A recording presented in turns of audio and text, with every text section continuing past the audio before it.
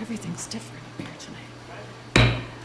The October 21st meeting of the Eden Prairie City Council will now come to order. I'll rise for the Pledge of Allegiance.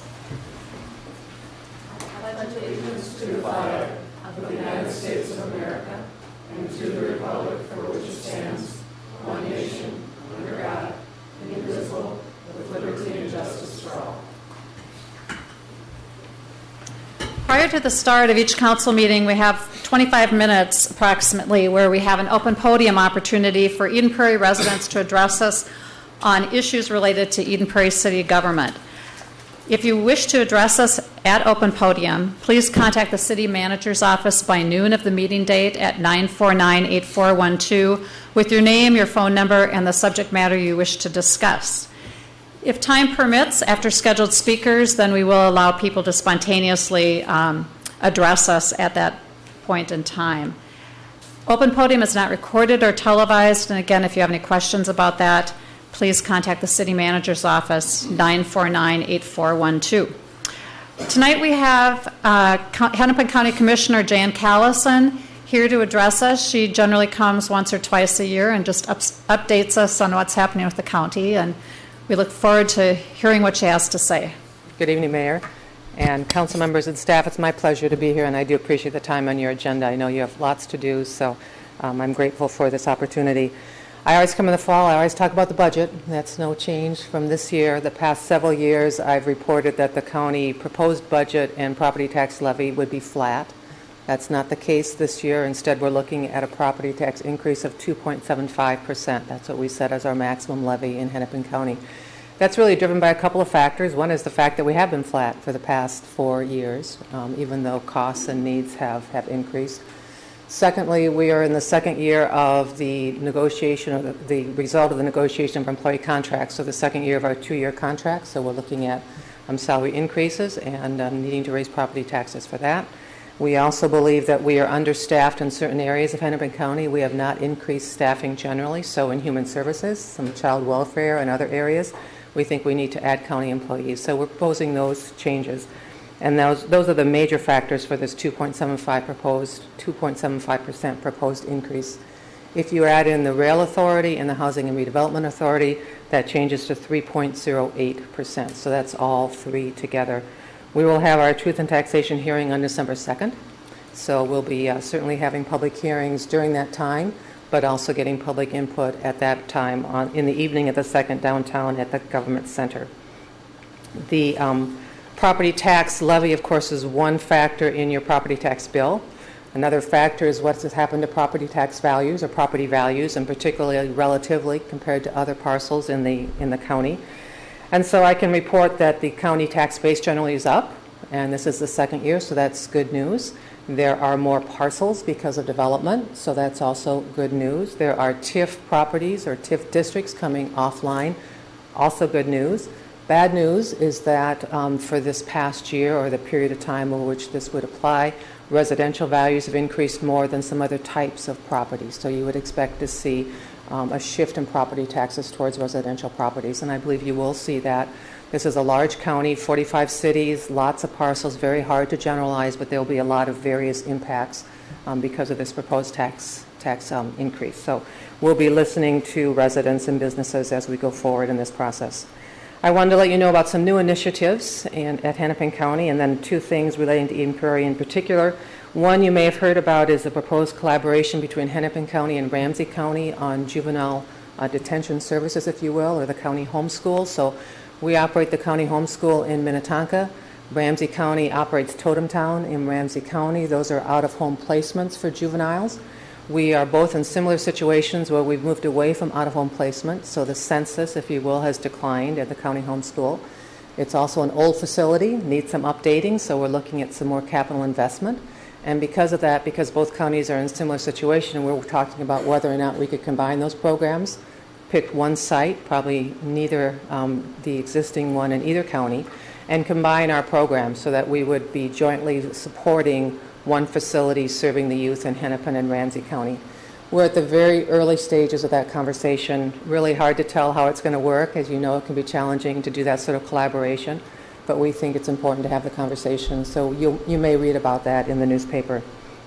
For several years, we have been working to decentralize our social services. We typically, or in the past, have had people come downtown to what we call Century Plaza, and we've begun to decentralize into a hub and satellite system.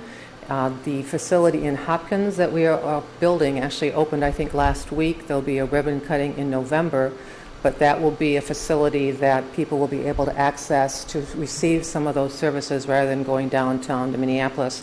And one of the updates I had for you is that there also is a facility in Eden Prairie by the library, and if you don't know already, that is to open on Wednesday, November 12th, so coming up.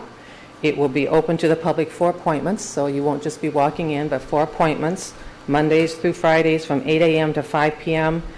Some of the services include WIC. There'll be an Office of Multicultural Services with a case management assistant, eligibility support, and veteran services. So there'll be also services closer to the Eden Prairie community, and I think that's also going to be a good thing for Eden Prairie. So you can watch for that. We opened our new dispatch facility in Hennepin County. Actually, we cut the ribbon and we opened parts of it. I think the whole thing opens in December. Councilmember Aho was there. But that's going to also provide better services to those communities for which we dispatch, and Eden Prairie is one of those, as well as the other services we provide, such as radio repair and things like that. So that's something significant. And then I want also just to comment that we continue to work on Southwest LRT Community Works. Councilmember Nelson, Mayor Terry Lukens is aware of that. And that work goes on as we wait now to hear from the federal government and wait for other processes to unroll. So I want to thank you for your support in that area. The other Eden Prairie specific item I have, and you probably know this already, is that Mitchell Road is going to be closing as we replace the culvert under Purgatory, or culvert for Purgatory Creek, and that is on this Thursday at 7 a.m. It's between Martin Drive and Fairway Drive. So I may have seen the detour as I came, the detour notice as I came tonight. Then I left you with two handouts because I thought you might find them interesting. One is the Heading Home Hennepin update. This reflects the 7 years of work we've been doing to end homelessness in Hennepin County. It talks about youth issues, families, single adults, gives an outline of services, shows accomplishments. I thought you might find it interesting reading to understand some of those issues. And then I also brought a fact sheet on Hennepin Health. This is one of the innovations we're trying in healthcare, so it serves a very defined population, people who are ages 18 to 64, no dependent children, earnings are at or less than 133% of the federal poverty guidelines. What's special about it is that we're trying to link health and social services, so understanding that health is affected by whether you have a house and whether you have a job and whether you have a refrigerator if you're diabetic for your medicine. And so trying to put those all together, we track the outcomes, and you'll see some of those outcomes summarized here. For example, it shows that the rate of emergency department use per 1,000 Hennepin Health members declined by 9.1%. That's a good outcome. That's a less expensive way to deliver services as opposed to emergency department use. Quality of care improving, up 10.8% for patients with diabetes. That's the optimal care. And then also patient satisfaction. So as I say, I thought you might find that interesting. And as always, I do appreciate the time that you've given to me, and I'm happy to answer your questions or your comments. Any questions or comments for Ms. Callison, Commissioner Callison? Thank you once again for coming out and talking to us. My pleasure. Yeah, you do a good job of keeping in touch with our city council, and we really appreciate that. Well, these are also helpful evenings for me, too, to find out what's going on, so I do appreciate it. Okay, thank you. Is there a motion for approval of the agenda and other items of business? Move approval. Any items to add or remove from the agenda? Mayor, I have one. You see the goldenrod for a consent item. I think this is the second similar item in the past few months for a resolution, a local government resolution of support for a business in our community that's looking to either locate, relocate, expand, and create new jobs. So through a meeting that our economic development manager had at the very end of last week, he learned that a potential new Eden Prairie business that would like to bring 50 to 75 positions to newly leased space at Eden Prairie plans on applying to the Minnesota Department of Employment and Economic Development for their job creation fund. And in many of those cases, resolutions of support from the local government where the business would be located for the state application are requested. So we placed this on here tonight for local government support for a new business creating jobs in Eden Prairie. So is this item L now? This would be item L, yes, correct, Mayor. Okay, is that going into the site of the old ITT business campus? Correct. That's correct. All right, thank you.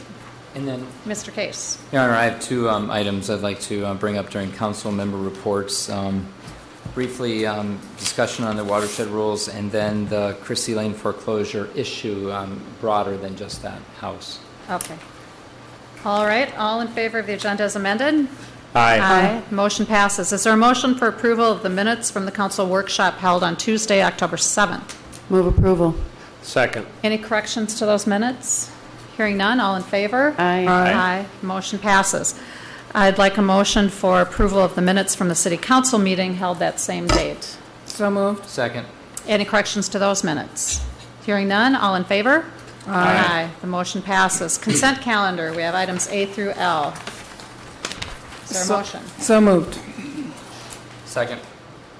Any items to question or pull for discussion? Hearing none, all in favor? Aye. The motion passes. That brings us to our first of two public hearings. It's on the 2014 special assessments. Mr. Getchell. Thank you, Mayor and Council. As is typical of this meeting at this time every year, the council holds a public hearing to consider levying all unique special and supplemental assessments throughout the year. So you will see in the packet, all of those potential assessments are listed. And as is typical in many years, we have assessments for development of property related to trunk, sewer, and water, and related connection fees. We also have contracted work that the city may do on private property due to a code enforcement issue, be it tree removal or snow removal, or an issue related to drainage of some sort. So you annually hold a public hearing, and the assessments then need to be sent to the county, and they're levied at the end of November. In this case, notice of the public hearing was published in the October 2nd Eden Prairie News and sent to 24 property owners. After, again, opening the public hearing, hearing any testimony on any of the items, we would then ask that you act on the resolution that's in the packet. Okay. Thank you. Any questions for Mr. Getchell? This is a public hearing. Is there anyone from the audience that wants to address the council on the special assessments proposed? Okay, if you want to come to the microphone and state your name and your address for the record, please. Mayor, members of the council, my name is David Zoll. I'm an attorney with Lockridge, Grindle, Nowen in Minneapolis. I'm appearing before you on behalf of Pat and Wendy Gallagher, who reside at 11157 Blue Stem Lane. If it pleases the council, I have a letter that I would like to submit to the record, as well as written objections signed by the Gallaghers and some photos of the property as well. I have the original. I don't know if I should provide it to you, Your Honor, or to the recorder. Where do you want the recorder? I can take it. Okay. Okay. And I have extra copies, so each of you can have those. Okay, great. Thank you. Thanks.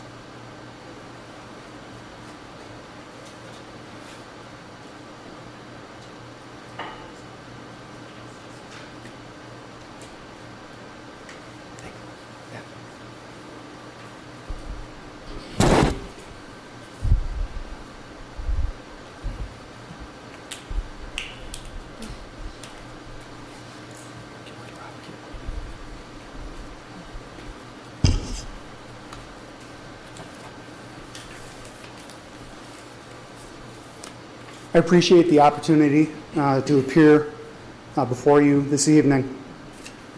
The special assessment to be assessed or proposed to be assessed against the Gallagher's property is not a typical special assessment. The underlying project, which I'm sure you are familiar with, was undertaken to stabilize a hillside running from Purgatory Creek on city property up a slope to the back of the Gallagher's home. It was undertaken to stop a decade-long progression of cascading failures of the slope, and ultimately to prevent the loss of a prominent home in this community. The city now proposes to assess $225,000 against the Gallaghers for this action that was undertaken to correct the slope failure. The Gallaghers object to this proposed special assessment as set forth in my letter and as set forth in their written objections. The proposed assessment is not equitable under these circumstances, where the erosion began on city property, where it encroached on the Gallaghers' land, and where it threatened their home. The city operates not only as a local government in this circumstance, but also as a neighboring property owner. The erosion and the subsequent slope failures originated on city property. It's wrong as a matter of law, and it's wrong as a matter of equity to hold the Gallaghers solely responsible through repair and restoration. I'd like to talk more about the cause, about the corrective work, and about the benefits of this project that was undertaken, walk through the objections. But before I do that, I'd like for the council to have the opportunity to hear from Pat Gallagher, who will talk to you about the home, about the history of the home, and about the series of events that led to this project undertaken in the spring of 2013, the summer of 2013, to preserve the home. So, Your Honor, if I may, I would like to have Mr. Gallagher come before you and present to the council.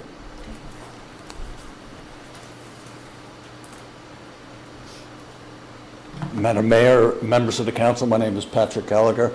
My wife, Wendy Gallagher. I'd like to give you a quick history of the house itself and also talk to you about the situation as it, from our standpoint.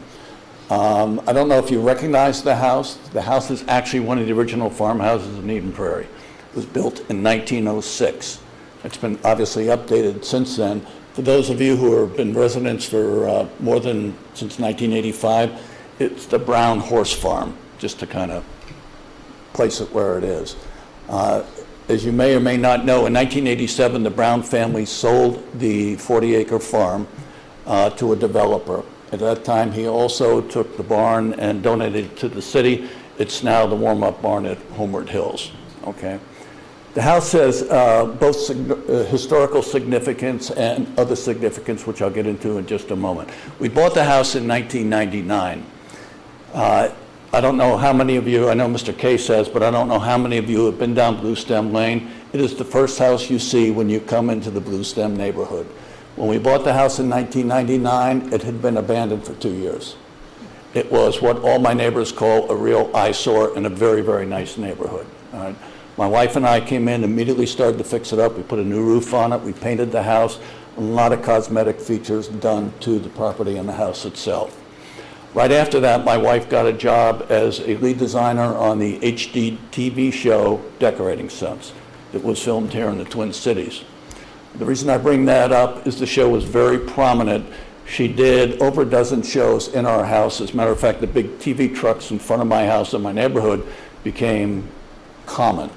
And then as she worked her way up and down the street, working with several other of our neighbors and other places in Eden Prairie, again, the show was very prominent, and arguably over 1 million people have seen that house, okay? If for whatever reason it had gone down the hill, it would have been absolutely a disaster, not only for our family, but I think for the city of Eden Prairie.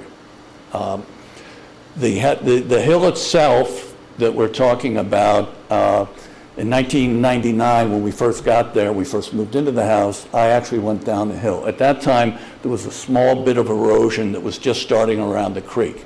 Again, I didn't think too much about it because it was maybe 2 or 3 feet high and 4 or 5 feet into the bank itself. Okay. Subsequent years, I went down. It kept getting a little bit bigger and a little bit bigger. And again, there was really no cause for alarm. It was on city property. And again, I wasn't too disturbed about it. In 2005, I actually went down the hill, and the erosion had precipitously gone up the hill dramatically. And it was now about 20 feet from the creek, and it was undercutting a whole stand of trees at that time. I called up the city. Randy Slick came out. As you probably know, he's a city engineer. He took several pictures of it.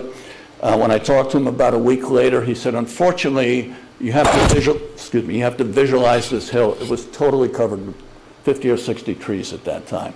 He said it would be impossible to get any equipment down there to really fix the hill, but probably not to worry about it because the erosion wouldn't go too much further.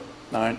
In 2008, we looked down one day, and the whole stand of trees had collapsed into Purgatory Creek, and erosion started precipitously working its way up the hill and then into our property. And again, we went to the city, and the city said there was nothing really they could do about it. In 2009 and 2010, we had Braun Engineering come in because obviously I was quite alarmed that we were going to lose the house. We had Braun Engineering come in to do an engineering study. I said, what can we do to save this house? They came back with several different options for us, all of which extremely expensive, and all of which they said only had a marginal chance of really saving the rest of the hill. That time, again, the city and I started to talk and started to go back and forth. Mr. Rousseau and Mr. Ellis came out. Several other people came out. We actually shared a engineering study done by the Wank organization. We shared in the cost with the city. We thought potentially maybe some of the sewers had been leaking and some of the water underneath had also been part of the erosion issue. So basically that is what has been happening with the house. Now in 2012, the whole hill collapsed.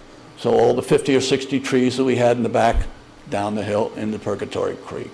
At that time, the cut in the hill, the erosion, the sinkhole, was right up next to my house, literally 5 feet away. At that time, the city told us that we may have to evacuate the house and abandon the house. What we did was move all our furniture out of the back of the house into the front of the house.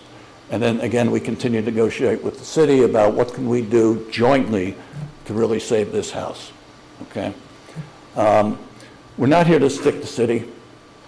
Trust me, last year I was elected to the Eden Prairie, the board of directors of the Eden Prairie Chamber of Commerce. I'm a huge advocate of the city. I'm from New York originally. I've lived here in 35 years, 4 different houses, all in Eden Prairie, okay? I'm a big advocate of this city. All we really want is to work with the city and do what's right, and do what's fair. Who has the first question? The question that I would have is, you said that all you want to do is work with the city and do what's right, but what do you want us to do specifically? What I'd like the city to do is look at the situation. As a matter of fact, I'd like to invite all of the council and you, Madam Mayor, out to the house to look at it. All right? It visually, we can describe it, but until you actually see the situation itself and see the house and see the hill and see what was done with it, I mean, words can't really describe exactly what we're trying to convey here, okay? Again, I'm getting ready to retire here in 2 months from Thomson Reuters. It'll be my second retirement. I'm also a retired Army officer. We were planning on retiring here in Eden Prairie. Again, I've had 4 kids grow up here. We absolutely love this city. But again, all we're asking the city to do is treat us equitably and treat us fairly. Councilmember Case. Mr. Gallagher, I've been to your house and I love your house, so appreciate the history. You should. I have your sign up on my yard, so. I'm not running. Thank you. I'm really glad right now I'm not running. Right.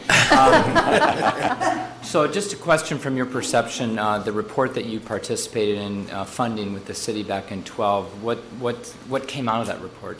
What did it find or what did it show? It really, the finding itself, and Mr.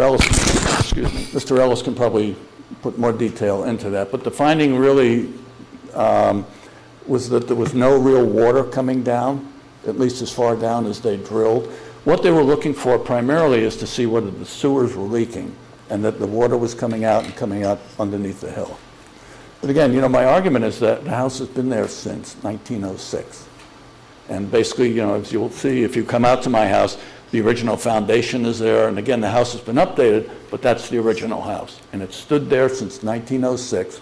Nothing has been done with it until all this construction comes in. Now, if you look at any of the old pictures of that whole homestead, the house, the topography is dramatically different, okay? The hill that goes up, which is now Bennett, is much steeper. It was a very, very gradual slope in the past. The house was covered with pasture and woods and trees. It was a beautiful area. Dramatically changed now.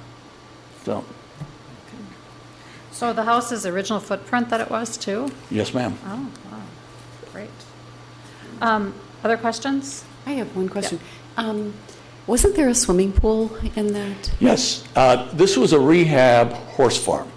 And you're absolutely right. As you look at the house, to the right was a big horse rehab swimming pool. And then across the street, it wasn't a street there, it was actually the yard. Across the yard was the warm-up barn that's now at Homeward Hills and a series of garages. So. Yes, I remember bringing my 2-year-old child down there to feed the horses. He's now 33. Yes. The brown horses. Yeah, but I do remember that swimming pool. Okay. Yeah, and we had lived up the creek also on the other side near Creekwood. So we had backed up. We've had 2 houses now backing up to the creek. So. Thank you. Councilmember Aho. Questions. I had a couple of questions. One is, was it ever determined as to what was causing the erosion? Where was the source of water that was causing the erosion? Where was that coming from? That's an excellent question. You know, all the engineering studies that we had were looking at more how do we stop it versus what originally started it.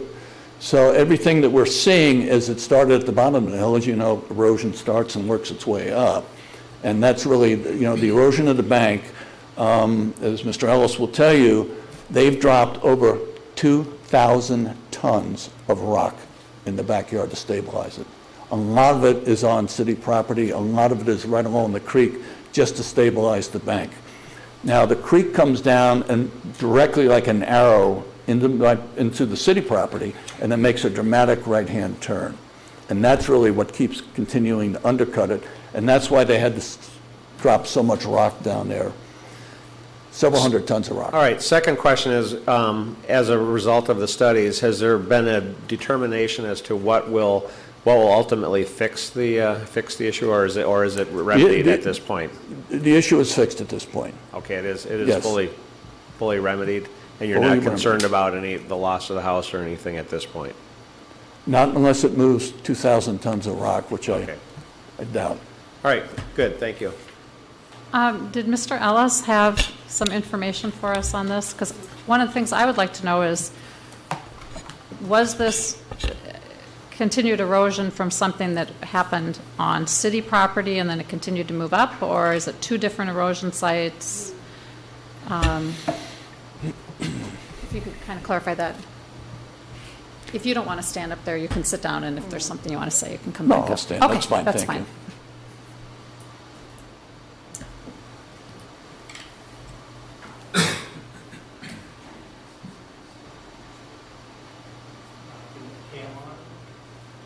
Can I get the document cam?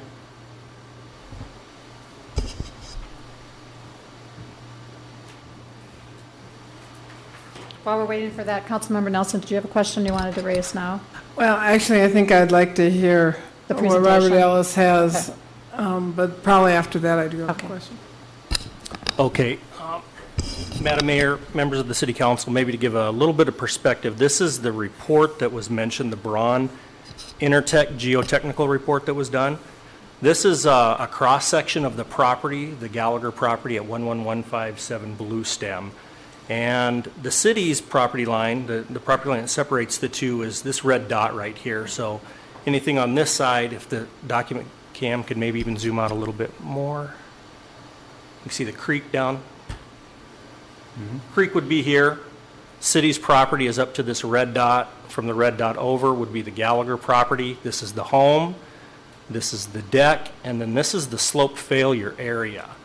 So when Braun Intertech did their geotechnical analysis, what they found was the contributing cause of the slope failure was essentially groundwater. Groundwater was not able to penetrate this glacial till layer that had clay in it. And so any groundwater that would go down through the ground couldn't penetrate below that and then naturally go down to the creek. It would hit this impermeable layer. It would follow along that the top of that where it was perched. It would saturate the soils here, then that would ultimately cause an overburden where the soils were too heavy, shear stress issues, and it would actually cause that slope. So anytime there was a rainstorm or wet periods of the year, it would just get bigger and bigger and bigger. So their report determined that when they were out there, they observed that groundwater. In fact, during construction, we continued to see that groundwater come out of the side of the slope right there. They felt that that was the contributing factor. Quite honestly, after Braun Intertech had come up with their analysis, offered some recommendations on how to repair it, we also hired Rod Ambrosi with Wank and Associates. He's a licensed professional engineer with extensive experience in slope stabilization. To one, review the Braun report. Do you agree with the conclusions? Two, do a site inspection to make sure you validate what you see in the report. And then three, offer some recommendations on why the slope failure occurred. Rod Ambrosi did that, reviewed the report. He agreed generally with everything within the report, that you've got steep slopes. That's number one. It's inducive to slope failures, particularly in this area right here on the Gallagher property. The presence of groundwater was contributing to saturating the soils, weaken the soils, causing instability issues. The collection of water from roof drains on the property were directed towards that slope, further causing erosion. He also mentioned that there were a number of trees that looked like they had been removed. May have been a cause of instability. I'm not sure if those trees had fallen down because of failures or if they were cut down for other reasons, but it could have been a contributing factor. He specifically looked at the creek to see if any scour or erosion along the creek bed could have contributed to this, and he determined absolutely not, that would not be the case. With that report, he also recommended that we move forward with the recommendations Braun had determined, soil anchors, stabilizing the soil. That's ultimately what the project that was built in 2013. It was about a $220,000, $225,000 project. But I think that should more clearly explain the cause of the erosion. Again, that's validated by Braun and by Wank and Associates. So they're saying that there were two sites of erosion. One was down by the creek, but that the issue that undermined the slope near his deck was due to that glacial layer that is impermeable. Yeah. Now, Wank and Associates said no, there was no erosion down by the creek. Oh. That it was entirely caused by the glacial till creating that impermeable layer where the groundwater was trapped and forced out the side of the hill on the Gallagher property. I guess one of the questions that I would have, that glacial till has been there forever. So what changed in the environment that suddenly made it, I mean, granted we've had a few thousand-year storms, or at least 100-year storms, so there have been some weather-related issues, but what has changed around there that might have contributed to this? Are there new properties with impervious surfaces that would drain into this property? No, I don't believe so. I know that the Gallaghers did have roof drains that were collected water and discharged in approximately the location where the failure occurred. That could have been a contributing factor. That's not true.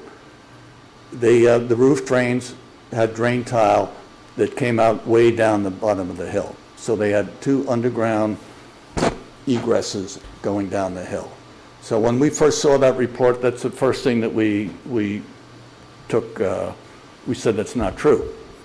All right. And the other thing that Mr. Ellis is leaving out is there was a major erosion at the bottom of the hill on the creek. Now, again, Mr. Slick was down there. He took pictures of it in 2005. So the hill just doesn't slide down by itself. There had to be a large erosion hole for the rest of the hill to slide into. And again, that's the point of our contention. Okay. It started on city property and worked its way up on our house. Mr. Ellis, would you continue? There was also a retaining wall that I don't know what year that was installed, but it appears that in an effort to create a little bit more of a backyard, perhaps that wall was installed. That would be in this area, located right here, directly above the slope failure area where the steepest part of the terrain is. Okay. And one thing I can say about groundwater is it's very common. One year you would have a lot of groundwater coming out of the side of a hill. We see that up and down this river bluff area with these sandy soils. 5 years later, you might not have any seeps coming out of the side of the hillside. So I do know those things change with environmental patterns, and I don't know what would cause that other than the amount of moisture, the amount of irrigation, any other contributing factors for runoff or rainwater. Councilmember Nelson, are you ready? Yeah, two things. Where on that slope were all these trees that went down? For one question. Yeah, you had asked one of my other questions. Were any of those trees on city property, or did the trees go down below our property line, or? I think ultimately they ended up down here, but No, but where did they start? We had no trees on the city piece of property. my recollection would be somewhere in this vicinity, close to the property line and above it. The other question I'm totally unclear about is when, the city, met with the Gallaghers, and you said 2012? Yes, ma'am. What was the expectations coming out of that meeting and the expectations of who was going to help put this slope back together again? When I became involved in this project, it was in 2012. Braun Intertech had just finished their report. It was a report that was funded jointly by the Gallaghers and the city to help identify what the cause of this problem would be and how one might resolve it. I think at that point in time, the slope failure wasn't as severe as it became in 2013, as Mr. Gallagher indicated. I think it was later in 2013 there was a...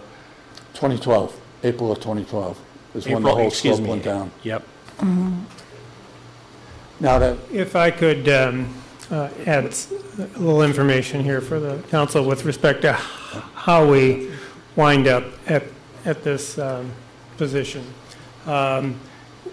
Well, before Mr. Ellis became the Director of Public Works, the problem was presented to Mr. Dietz, Director of Public Works, and between Mr. Dietz and Mr. and Mrs. Gallagher, there was an agreement to jointly explore what was going on, and that was the Braun study, and it was funded by both parties. Mr. Ellis has described that. The city became, as well as the Gallaghers, of course, more and more concerned about the stability of the slope and the danger that it posed to the property and to them individually, frankly. And so we determined that it was better to agree upon a solution and argue about who's responsible for the cause at a later date, because if we spent more time arguing about who was responsible, we could have a catastrophe happen that we were really intent on avoiding. And so we agreed to go ahead with a solution and determine and set aside the argument as to who was responsible for a later date, indicating to them that based upon the Braun report and the Wink report, we believe that it was not a factor that the city caused, that it was a responsibility of the property owner. But rather than continue to argue about that, we said, we have the resources and we can hire a contractor, we can hire someone to design the fix. We will go in and do that, and it would be our intent then to specially assess that against the property so that we save the property. And so the Gallaghers cooperated with that. We went through a process to declare a hazardous condition. They filed an answer in that type of proceeding, giving their not consenting to the cause, not agreeing with us, but consenting to allowing us to come onto the property and do the fix. And we worked hand in hand with them in terms of what the fix was going to be, because there were, of course, there's always several different engineering solutions to a problem. The fix was determined and was then executed. And we've waited until now to bring it before the council because we wanted to make sure that the project was completely done. We wanted vegetation established. We wanted to know what all the costs were. So tonight is the culmination of that aspect of it, that the city still believes, the city staff, Mr. Ellis, myself, still believe that based upon the review of the reports that we've seen, that this is not a condition that was caused by city action or inaction, not caused by a failure of a city storm sewer, not caused by development city approved for other areas that impacted this home, but based upon the Braun and Wink reports are factors that are caused by the condition of the property itself. And so it's the matter is before the council tonight to consider the special assessment and assess it against the property. I know that I've talked to Mr. and Mrs. Gallagher's attorney as late as last week. I don't know if it was still his intention. He indicated to me in a telephone conversation that he wanted to ask the council to adjourn the hearing to a later date when they could bring witnesses forward and testimony before the council. We've only done that once since 1978, and it served no good purpose. The council said at that time, don't ever do this to me again. You're not set up to take testimony of cross-examination of witnesses. You're set up to do a public hearing, and there's no advantage to either party for that process. The court will not pay deference to the city's determination after even that elaborate type of hearing. The court will conduct a brand new trial, and that's where a trial ought to be held. And the challenge in that special assessment will be unlike most special assessment challenges. It will be not the value of the work that was done, it will be who is responsible for it. And that's where that will play out. I informed Mr. Zoll earlier today that it was my intention to recommend to the council that you not adjourn the hearing to a later date. But that's the background about how we are arrived at today's hearing. Councilmember Case.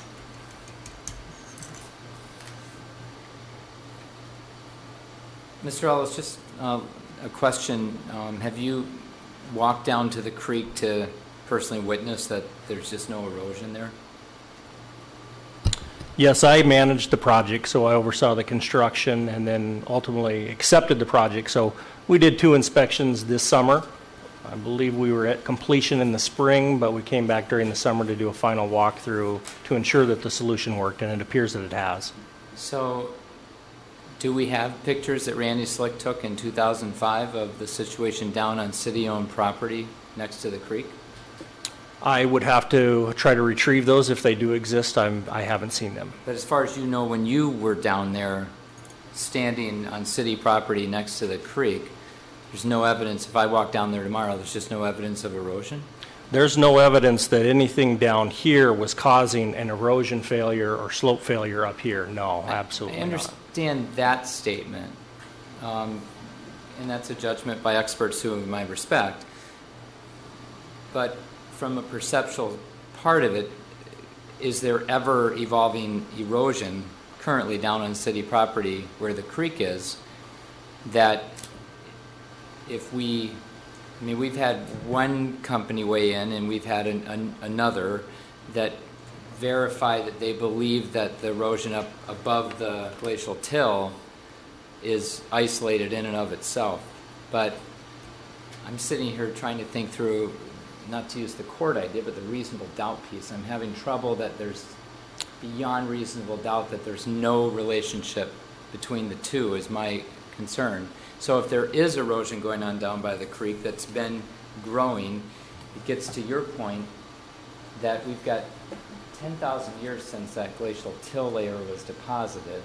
The house is set there for 108 years. We haven't had that issue until now.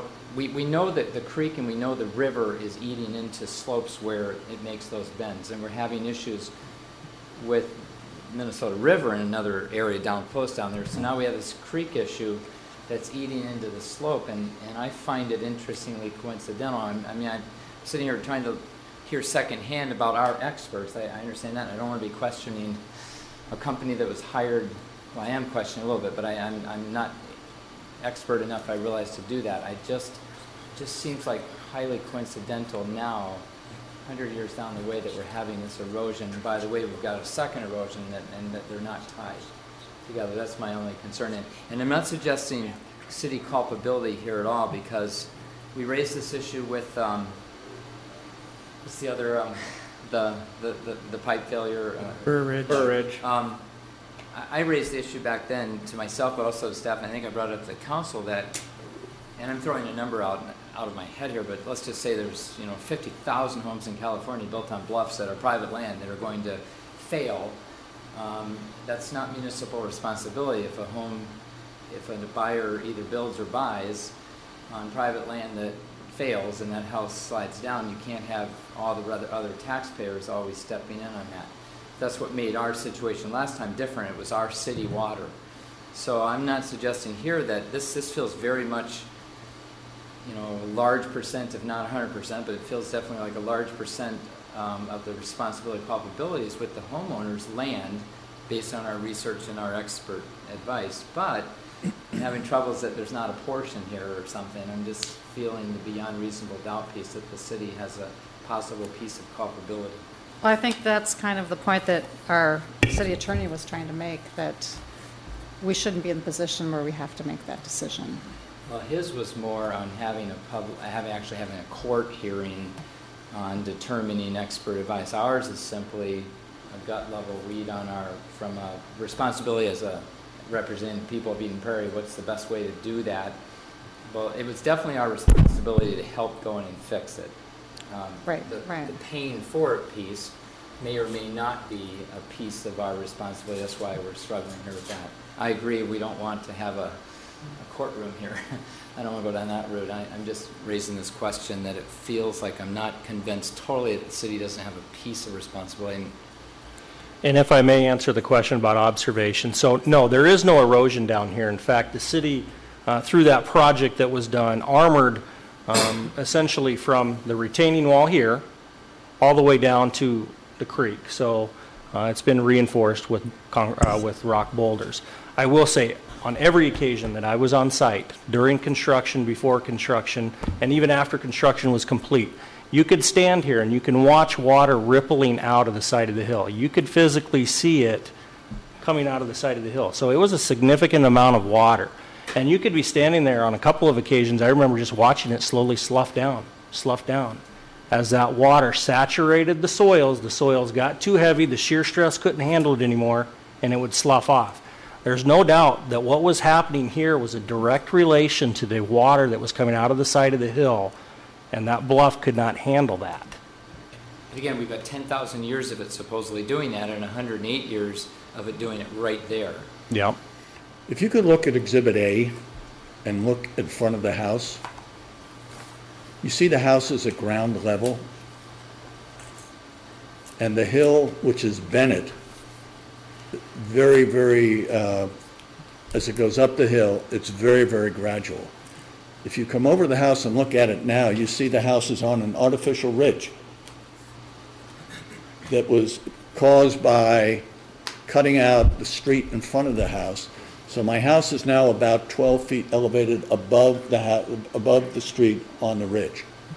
And all that prairie ground, which we have multiple pictures taken over the last 30 years, was much, much flatter and much, much gradual as it went up the hill and then down to Pioneer Trail. Now, Ms. Nelson asked a question. The trees went all the way down to the creek bed, right in front of the creek. You look at my neighbors on both sides, the trees all go right down to the creek, okay? Mr. Ellis, unfortunately, was not there in 2005 and coming out and seeing how dramatically that erosion was when the trees first went down, okay? Mr. Slick did. Councilmember Butcher-Wickstrom. Yeah, I have a couple of questions also. So one of my questions is, was it clear to you, to the Gallaghers, when the solution was agreed upon, what the scope of the project would be and the cost of the project? No. We had some initial financials sent over by Mr. Rossow and I think a couple other people too. And it was always around $100,000. That was the original, the finances that we have, okay? You mean the financials of repairing the project? As an example, when he talked about us paying immediately for it, and he gave us a financial range. So it's at, I think one was 10 years, and one was paid off over 20 years at 4%, but it was always in the range of about $100,000. This $225,000 came literally out of the blue. Literally out of the blue. Councilmember Nelson. I was did want to know what, the expectations, if we say we'll do it now and then figure it out, I'm not positive that putting it all on the property owners is quite figuring it out unless they expected from the beginning that they were going to end up paying it. I'm also I assume that the houses surrounding this house are also on the same bed of rock. It can't be just unique to this property, is that correct? One's nearby? Well, you would need to do a geotechnical exploration to determine that. There were actual soil borings and things like that were done. Mm-hmm. We do know there's a lot of sandy soils. If you look at the Burr Ridge project, which is just across the creek and down a little bit, that was almost exclusively sandy soil, so it didn't have that glacial till clay layer that was acting as a barrier. So it's going to depend home site to home site. Is there anything that new that had happened with this property, in recent history, say the last 10, 15 years of the 106? No, ma'am. In 1987, as I said, the topography changed dramatically when the Browns sold the farm itself. The developer came in and started building these very large 3,500 to 5,000 square feet houses on either side of us up the street. So again, the street itself was dug out. So it's now, you'll see most of the houses, mine's the highest, but most of the houses are on kind of an artificial ridge that they built there, okay? And then Bennett, which was a dirt gravel road at that time, was paved, and it's in a much steeper incline right now than it was back at that particular time. About when did this all happen? It was actually sold in 1987, so the houses began to be developed in 89 and 90, 91, 92. I think the problem started, you said, in 05, potentially. No, the problem actually started when I got there, when we bought the house in 1998, and I went down there. I saw it starting to erode around the creek where it comes, shooting in by our property. But again, it was a minor erosion at that time. We didn't really think that much about it until 2005, when again the trees started going down. And again, please come out and look at the property. There were 50 trees, and you'll see that on either side of me. Now there's nothing but a swath going down the hill. So. Anything else, Councilmember Nelson? No, other than I must say I'm a little unclear about this whole situation. I agree with Councilmember Case that it's hard to just look at this on the assessment page without the full discussion of this. I'm almost inclined to say maybe this particular piece of the assessment needs to be postponed with a little more background or something. Councilmember Wickstrom, you had another question? Yeah, well, no, I was just going to say this is my former neighborhood, and I'm very familiar with the history and the development of it. And I remember when Bennett was a dirt road. There's a couple of things I just am not sure about. For one thing, I feel very strongly that none of us on this council is an expert about this. So I don't feel confident personally saying, well, this percentage is the city's responsibility and this percentage is the homeowners. I don't feel qualified to really do that. I am interested that there were two companies that seem to corroborate a similar conclusion about that, and that's meaningful to me. The other thing that I've been thinking about is clearly there's been some kind of a progression, and I know that there appears to be a couple of episodes that have happened at this site. One was early on in the 80s, it appears, and then more recently this one. But I do think that there is this sort of act of nature that has happened with the two kind of floods that we've had recently or in the past couple of years that seem that they would have had some kind of impact on this or may very well have. So with all those comments being made, I just do not feel qualified to be the one to assess what percentage is a homeowner's responsibility and what percentage is a council responsibility. I just don't feel qualified to do that. Mr. Rosso. Madam Mayor, members of the council, a little more background. In May of 2013, we presented to the council, and the council adopted a resolution that I referred to earlier, ordering the removal of the hazardous condition. We then filed that with the court.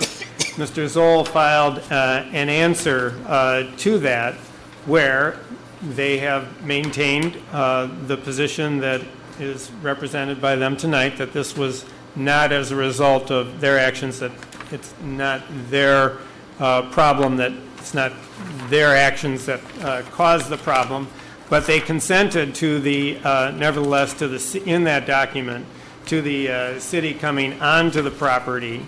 They admitted that the conditions of the slope were fully documented and identified in the report, and then reserved their rights, even though they agreed that the city could come onto the property and do the repair. They reserved their right to do what they're doing tonight, object to the assessment of any of the expenses, and retain and don't waive any claims that they may have against the city. I would say that it is not typical for the city to come in and make repairs of this type when the city has in its possession two reports stating that this problem is not caused by city property or actions of the city. It's not caused by the city's stormwater system draining water onto the property, which overflows the slope and thereby taking the slope down. But the city wanted to be responsible and responsive to its residents and to assist in a manner that it could. And so it was more expedient and easier for the city, with the resources it had, to go in and do the fix rather than tell the property owner, it's your problem, you need to fix it, and we'll just stand by and watch what happens if you don't. That did not seem responsible. So that's why we undertook to do it. The ultimate repair may have been more expensive than what they anticipated, but it was what was necessary in order to make sure that it doesn't reoccur. So it was a fix that will last. Thank you. Mr. Ellis, is all of the repair work actually on the Gallagher property? No, the repair work goes from the creek bed up to the back of the retaining wall. In order to make, with that 20 or 2,000 tons, just to make sure it's super well stabilized? Mm-hmm. Okay. Councilmember Aho. I guess what I'm feeling a little bit unclear about is I don't believe that the erosion from the base of the slope went up and caused the damage up above. I think that I agree with the engineering reports. We had two independent people look at it. I think the water flowing over that glacial area really caused the problem. What I don't understand is where did that, why was there a change? Is it just the over time, because it's been, many years that it's just gradually eroded more and more and more, but the house has been stable for quite a number of years. Did any of the development around there have an effect that caused more water to infiltrate that slope, which exacerbated the problem and caused the ultimate failure of that slope? So I guess the point is, is there anything to do with the development of the surrounding property that added to the thing? And I think that's a little bit unclear, and I don't Mr. Ellis, is there anything in the report that would indicate anything about the development of the area? No, there's nothing in the report that addresses that, and quite frankly, I don't know that anybody would be able to come to a conclusion that that would be a cause of the groundwater increasing. I think it would be pretty difficult because you'd have to have all kinds of historical data, and I'm sure that's not available. So I guess that's my only, looking at this as seeing is that possibly some of the development around the area added to the water in that slope and ultimately added to the failure of the slope. Councilmember Case, you're next. Mr. Ellis, you just said something I just wanted to clarify. Was any of the work that was done actually on city property? Yes, city property had to be repaired because the soils that were on the Gallagher's property washed down onto the city's property. So we had to revegetate, re-armor, and reestablish that slope on our property. And would any of that work potentially help neighbors at some point? Had the slope not failed on the Gallagher's property, the city would not have made improvements on our property. But what we did likely stabilized on either side as well, though? That bank would be stabilized on the city's side of the creek, yes. Is the cost of this project including the city's portion of that, or are we just assessing the portion that was on the Gallagher's? No, the assessment is for 100% of the total construction costs and engineering. I wonder something here. I agree with Sherry and Brad that I don't feel capable or competent in any way to say that these two firms in their determination were wrong or whatever. I wonder if they didn't look at to the point of water coming down or there are other factors. What I would feel comfortable tonight would be sending this back to staff and just to look, does it and in great consultation with Mr. Rosso, just to see if maybe there's case law on it, maybe there's precedent elsewhere, maybe we don't want to go down this road. Just what I said about the California metaphor, right? We don't want to get in the position where, clearly had this been private land abutting private land with private water, there's just no question, and there are again homes up and down the California coast that are going to fail, that are going to be expensive for the landowner. This has some other pieces to it that make me want to have staff relook this and see if there's any cost sharing that makes some sense, and if it doesn't, they come back. But I don't feel comfortable really tonight. Just like you say, you don't have the expertise to disagree with the experts. I don't have the expertise necessary to agree that they covered everything. I don't know that yet. I don't feel comfortable tonight making this decision. So I don't know how the rest of you feel, but I love this one item to be pulled and maybe brought back. Councilmember Nelson. Yeah, I was going to pretty much propose the same thing. I would like a look Read your in. notes. But I think it probably should come back at the next meeting, this one piece. And a little more information on, and also a little more information on actually what the cost was on the city land portion. I would at least like to know that, if it's a little bit or a lot. And I think that it's appropriate to put this off next time, or if we can't put one part off and have to put the whole works off, then put the whole works off till next time. Are we allowed to do that? Is there timetable issues? Or? I can answer that, Mayor and Council. So in terms of making it on whatever amount that is, onto next year's property statement, we do have one more council meeting on November 18th where you could take action. If at that council meeting you do not take action, you could assess it any time after that, but it would not appear on any future tax statement until 2016. Which, again, you heard the city attorney mention that even though the repair was done in 2013, we didn't move for the assessment that year either. So we waited a year. If necessary, we can certainly wait another meeting, and if it's longer than that, it would be another year, but that just gives you the lay of the land, that you have another council meeting to consider this assessment still within the time frame of this year, and then beyond that, you'd be into another year.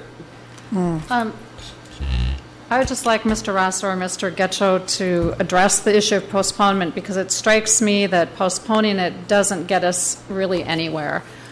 We are still not going to be in the position of feeling comfortable as a council with an allocation of X percentage to the city and X percentage to the Gallaghers. It seems like that is something that needs to be determined by experts in the field, by independent engineers in the field, that can look at the situation, that have knowledge of geography and geology, and can figure this out and help us reach a conclusion. I don't think I'm ever going to have that expertise, and I certainly, as I think about precedent setting and things that might happen along any of these creek areas that we have with future erosion, I want to be really careful about precedent setting, and I don't want the council or the staff to come to kind of a settlement that's arbitrary, that's not based on some sort of fact in how we allocate funds for this, because I think that could open up a huge liability for the city.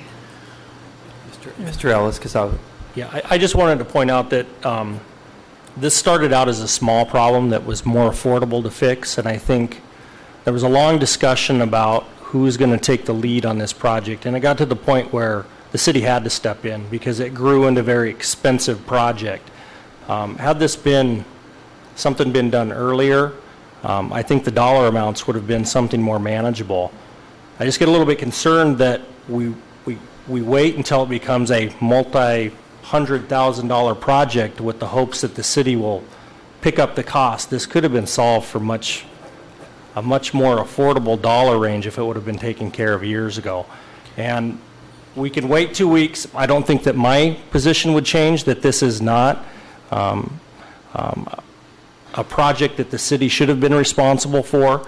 We can look at the contract unit bid prices and try to come up with some estimate of how do you split it along the property lines. It would be a pure guess. I don't think I would have the ability to actually give you a dollar that really means much other than 50-50 or 25-75.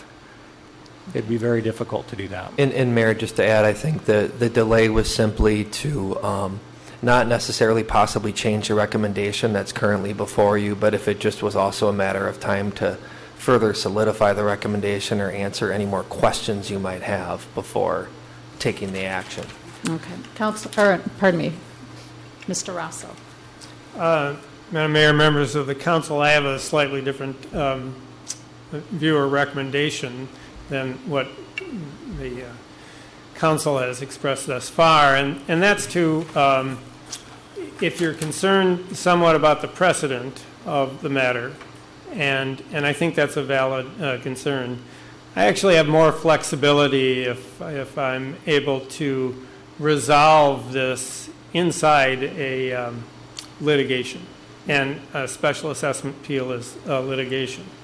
And we actually have time between tonight's meeting and whenever they would have to file their appeal, although I'd encourage them to file the simple little one-page document to start it so that we have an active case going, and engage in the very kinds of discussions that you're asking, which would have a time limit to it, that we'd have to come back by the 18th if we brought back any recommendation to do anything other than 100% of the assessment. But frankly, there is more flexibility and reason inside litigation to arrive at settlements, because you know you have the cost of litigation going forward. Frankly, you know that your attorney's fees are not going to be picked up in the litigation. They know their attorney's fees are not going to be picked up in the litigation. And it has the impact to bring people a little closer. We can also ask the judge make specific requests for mediation and dispute resolution to see if a third party can come in. And I mean, the Braun report is not a private report. They have that. They know what the report says. It might be helpful for a third party who's not tied to either side to review that and talk to each party about here's your risks and advantages. And but that's how I would suggest that you proceed, that you actually levy the assessment. We have plenty of time to come back if we arrived at a solution that was something less than 100%. The statute allows the council to reduce an assessment upon the city attorney's advice or upon a determination by the council that the assessment is excessive. Councilmember Butcher Wickstrom. Yes, I really appreciate that. Personally, I would support doing that very thing. I think that is a much better forum and probably a better conclusion than just something arbitrarily taken by this body. To me, that seems like the right forum for this question. And I like the neutrality notion that you put forward, that perhaps there is a third company that has a look at this as well. So because of those questions, I think it's the right forum to do it in. So I would support that. Okay. Any other questions or comments? Okay. Madam Mayor, may I briefly comment, because I want to clarify Yes. Some issues that were raised.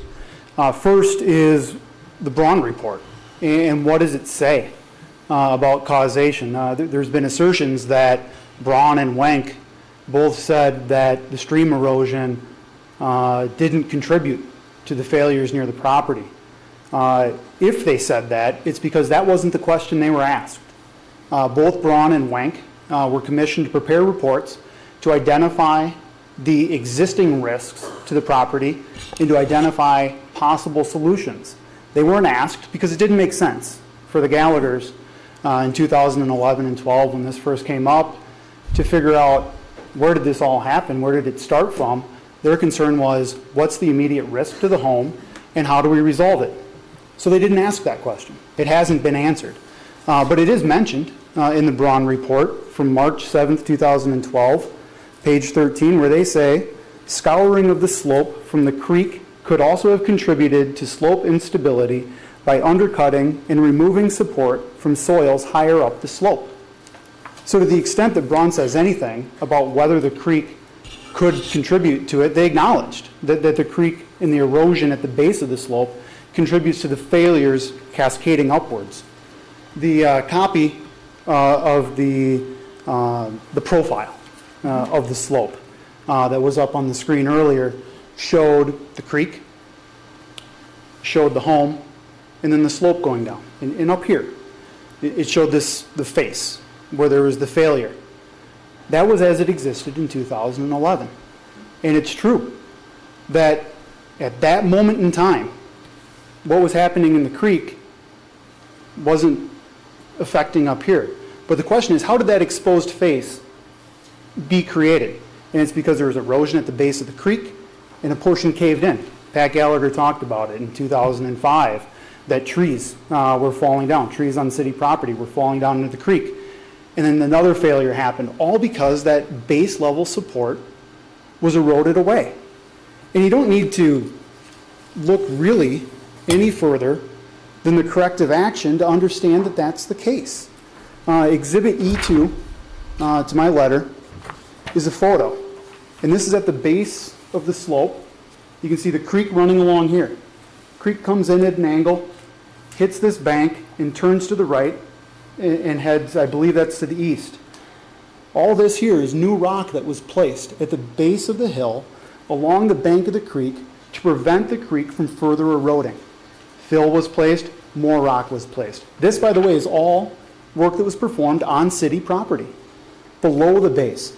Before they could repair the slope that was immediately below the Gallagher's property, they had to restore the condition of the city property that had eroded and failed so that it could continue to support the slope as it had since the time the home was built, until this erosion started to erode away.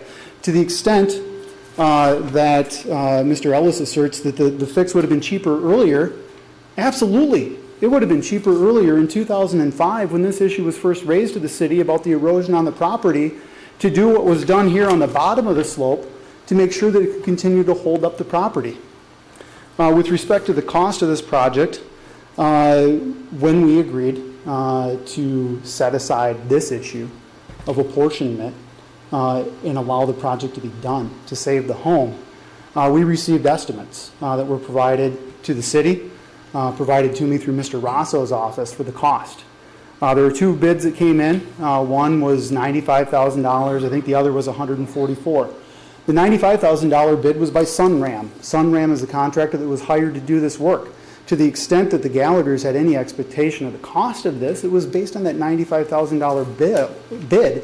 So you can imagine the surprise when they received a notice 14 days ago of a special assessment for $225,000.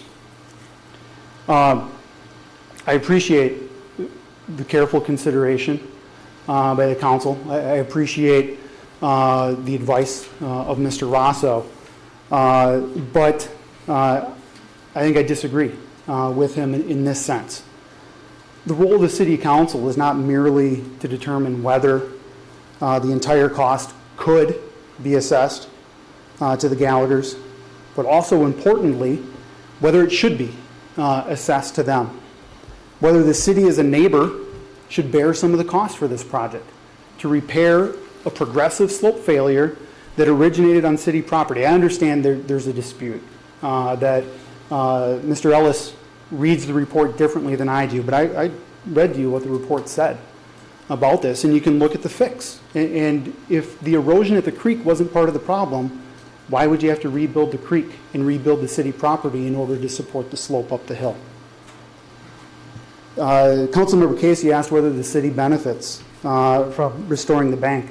I assert it does. Restoring the bank of the Purgatory Creek, preventing further erosion, preventing further sediment loadings into the creek and ultimately into the Minnesota River. Certainly that's a benefit. That's a public benefit of this project.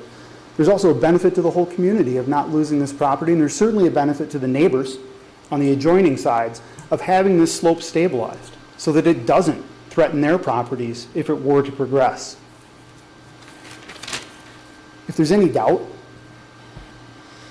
in your minds about the cause of the problem, the benefits to the city, the amount of the assessment, whether there should be a special assessment, I respectfully request that the council adjourn this hearing as it relates to the Gallaghers property and allow yourselves the time to gather more information.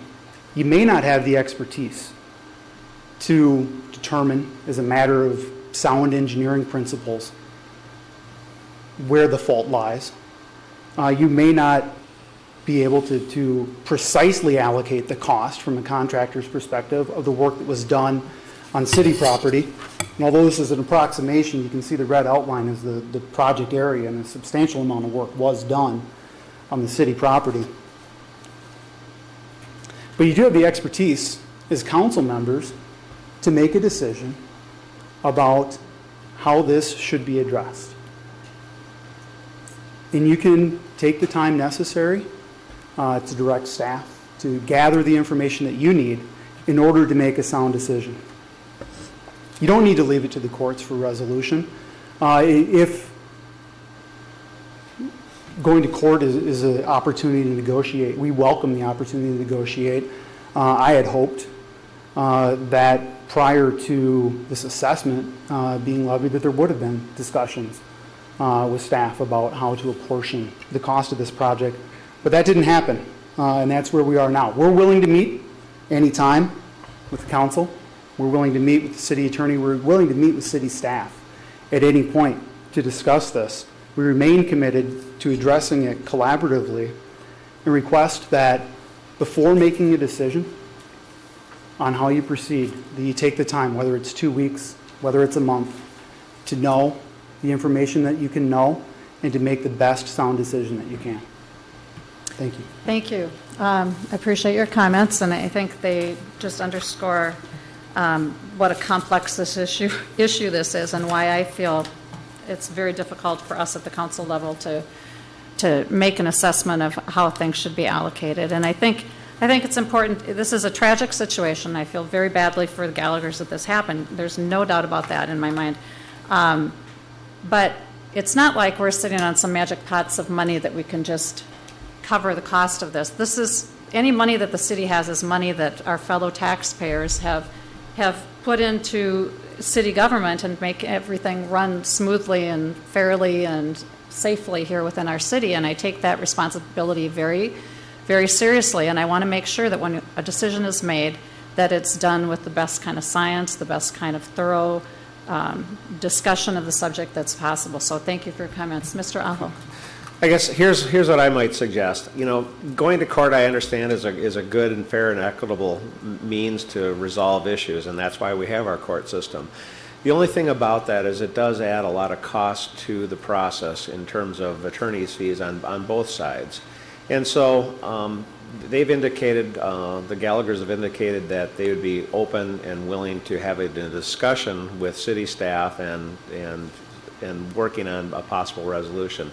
I would suggest that we might have a first go-round, a meeting with the Gallaghers and any representatives they have, and with city staff, and just see if we can come up with a mutually agreeable solution that both people would be happy with, both parties would be happy with, before going to court. And then if we can't resolve it by the 18th, our next meeting on the 18th, then we have the option to make the assessment and let it go on to the court system if we can't resolve it at this point. But I would like to give them an opportunity to have a means of dialogue and a means of resolution and mediation, so to speak, with the city prior to putting it directly into the court system.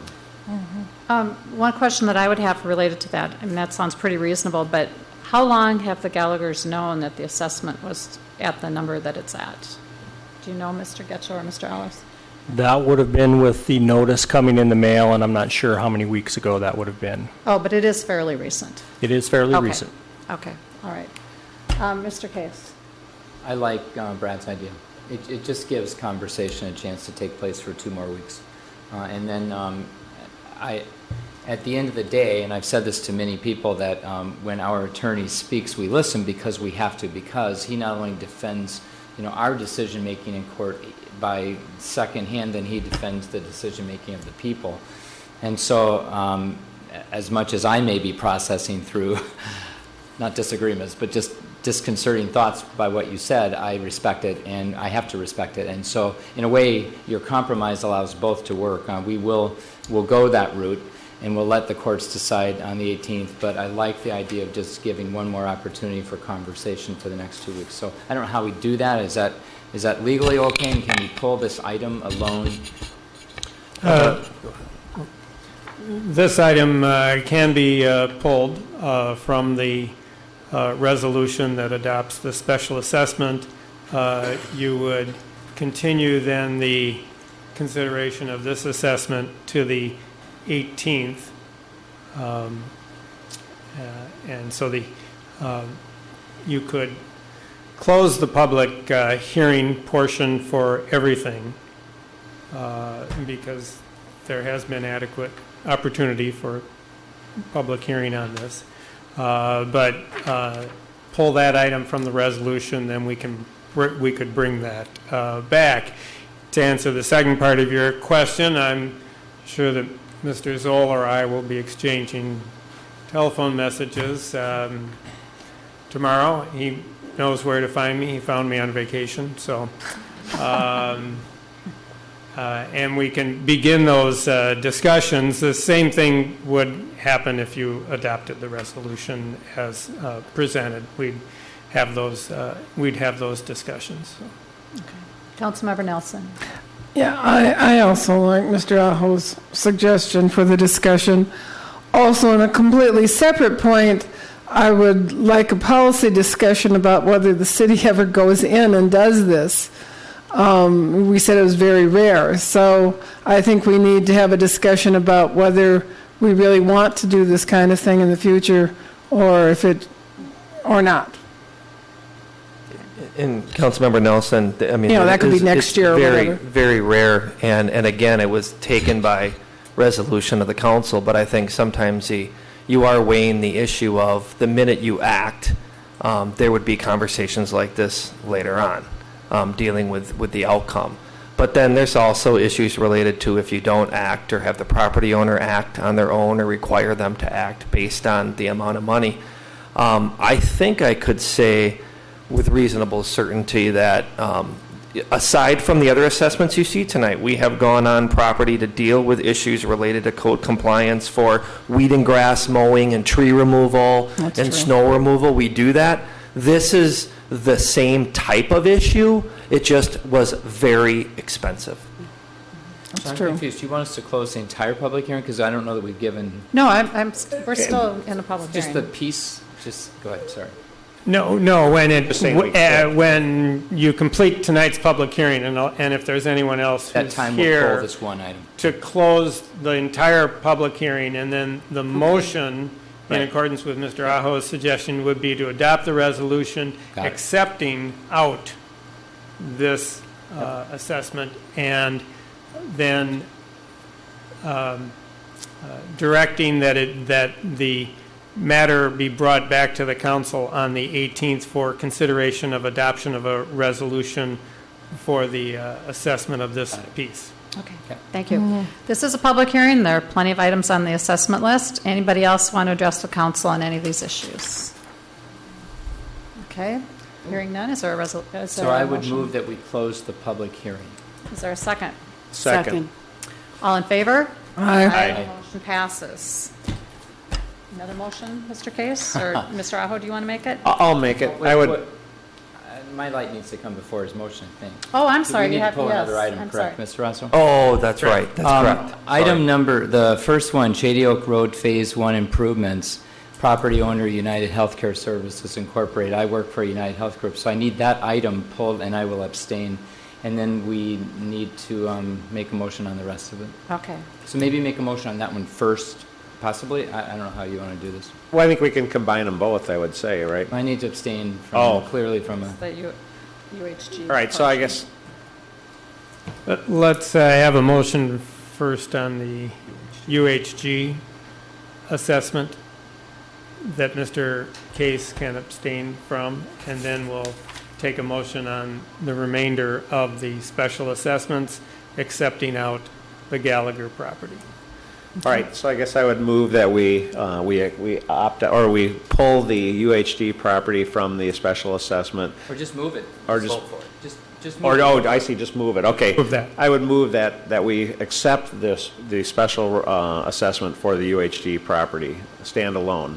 Second. And it's actually United Healthcare Services Incorporated. Okay. All in favor? Aye. Okay. Abstain. Yeah. Next motion. All right, so the next motion would be that we adopt the rest of the special assessments with the exception of the Gallagher property. That we will Second. pull for review on, Bring November back on 18th. November 18th. To come, to return back on the November 18th meeting for Second. final. okay? All in favor? Aye. Now do we need to vote on the United Health Services one? No, we did. You did. No, we just pulled it. No. No. We voted on it. We've- Okay. We passed it All too, right. Well, I know we voted, but I thought that was pulling it. Okay. both. All right. The next public hearing is Southwest Transit Bus Garage Edition. Mr. Getchell. Thank you, Mayor and Council. We have a request for a plan unit development concept review and a district review with waivers and a zoning district amendment within the I-2 zoning district on 10 acres at 14405 67th Street West. This is for Southwest Transit Bus Garage Addition. The proposal before you is to construct an addition of 375 square feet to the existing building and to add 1,800 square foot fuel canopy over the existing fuel pumps. The proponent is requesting 2 waivers with this project. The first is related to the front yard setback to go from 50 to 21 feet for the fuel canopy, and the fuel canopy is in existing condition, and it's necessary to prevent rainfall from falling directly onto the fuel pad and is recommended by the Minnesota Pollution Control Agency. The second waiver as part of this request is to allow an increase in the shoreland impervious surface percentage. The property is in a shoreland area and within 300 feet of 9 Mile Creek. The addition to the building increases the impervious surface from 42.2% to 42.3%, and the code requirement is 30%. The waiver was granted because the building existed prior to the adoption of the shoreland code, and a majority of the site is located within 300 feet of the shoreland area, and a stormwater pond was constructed as a mitigation measure. So those would be some of the reasoning behind the waivers that was voted for approval, recommended to vote for approval to the City Council on an 8-0 vote at the September 22nd meeting. I see that we have the project proponent in the audience, possibly to give you an overview, and staff and the project proponent are here to answer any questions you may have. Council, any questions for staff? Yeah, I do have one. Is the pond that they put on the property when this came up before, is that adequate to take the small additional runoff of this addition?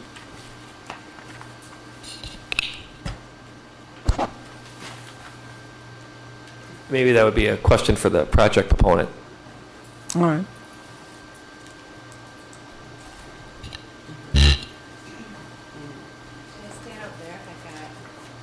Sure.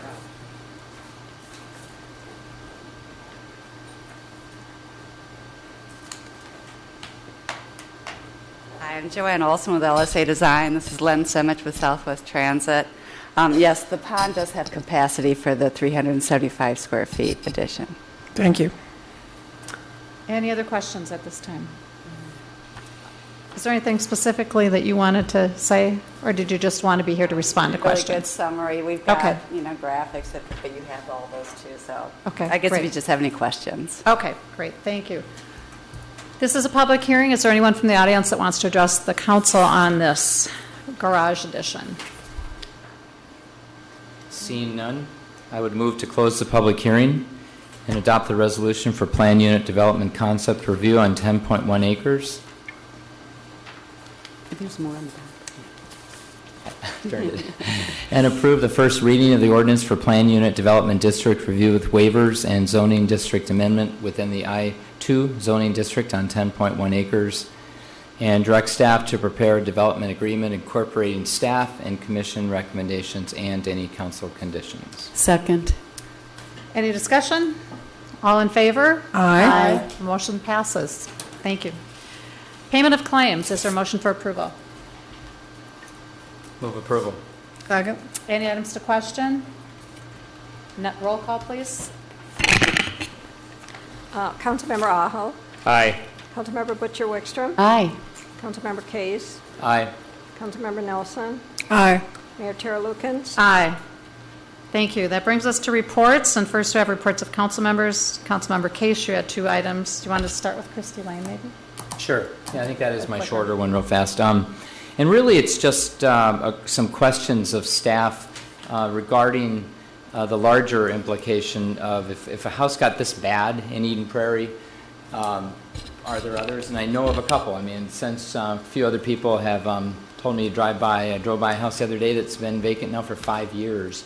And so it raises some questions, and here are my questions, and I don't know that I need them answered tonight, but maybe at the next meeting or something, Robert, or maybe it's Jim Shadi. I don't really know who might bring something back, but so do we have, and I can give these to somebody too, or get them into the minutes, but do we have mechanisms in place that would flag these properties, something that would bring them to someone's attention, and then we know they're there, we know they're existing, and we actually assign maybe someone to track them.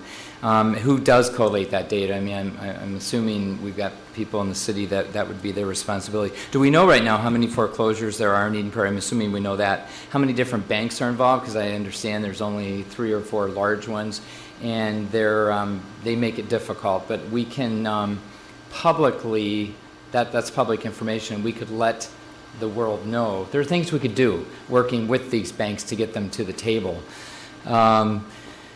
How many homes have been empty for more than a year? Is there technology to have our departments talking to each other? So in the Chris C. Lane house, there was a water spill of hundreds of thousands of gallons. When that became known to the water department, did that trigger something that went over to inspections, that triggered something that, that kind of talking to each other? It just seems like before this, even though I realize we're coming out of a recession, but the housing market's lagging, and I just think before we have problems where suddenly we have 15 homes or 20 homes, can we get proactive and get out in front of this? So those are my questions, and I'm fine if you come back next time saying, hey, we're already doing this, or yeah, that's a great idea, or we'll try that or something. So any other, that's my one item. I can just share a couple quick items, but I would have to come back with the number of foreclosures we currently have. And we can certainly follow up on any information on any individual property. But a couple things we do have.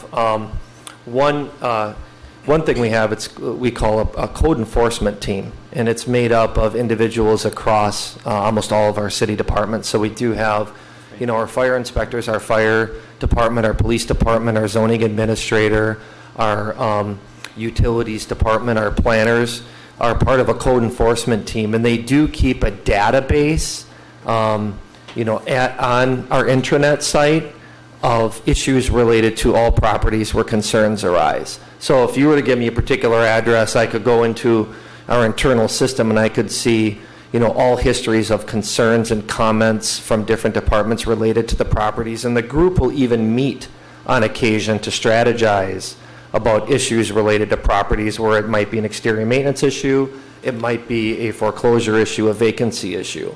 We also do receive information on specific foreclosures, and we do go out and check each and every one of those homes and then keep track of that as well. But I could come back at the next meeting with a little bit more detail about the program and kind of the foreclosure trends and current foreclosures in Eden Prairie to get you a feel for where things stand right now. Great, that'd be great.